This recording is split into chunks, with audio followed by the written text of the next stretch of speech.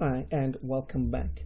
In this training lab we're going to create a Sentinel NRT or near real-time rule. So as you can see, I'm in the Sentinel blade. I'm going to go back to analytics, and analytics is underneath the configuration section in your Sentinel menu. Once you're in the analytics blade, go ahead and click the create button, and we're going to select NRT query rule, and I'm going to go ahead and create this rule. We'll just wait for it to fire up. I'm going to give it a name. I'm just going to call it add user added to intra NRT.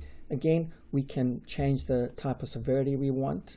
Again, we could change the type of tactics we want. So I'm not going to worry about that. We're going to just learn how to create the rule to begin with. I want to make sure the status is set to enable. I want to go ahead and add a query again. So I'm going to type in audit logs, where I'm going to just say the operational name,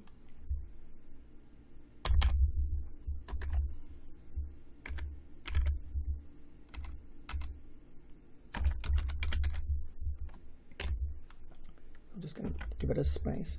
The operational name is the user, and then I'm going to scroll down. Again, we could talk about entity mapping and alerts. We're not going to worry too much about that. I'm going to go next on incident settings. I'm just going to group everything together. Then again, we want to make sure that our incident settings is all set to enabled. I'm going to go next on response. We're not going to worry about automation. We will cover automation at a later stage.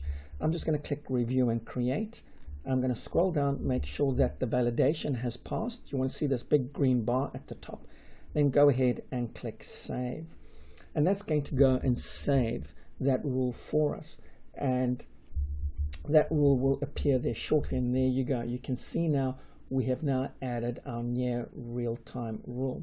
So that covers how to add an NRT rule in Microsoft Sentinel, and I'd like to thank you for viewing, and I look forward to seeing you in the next training lab.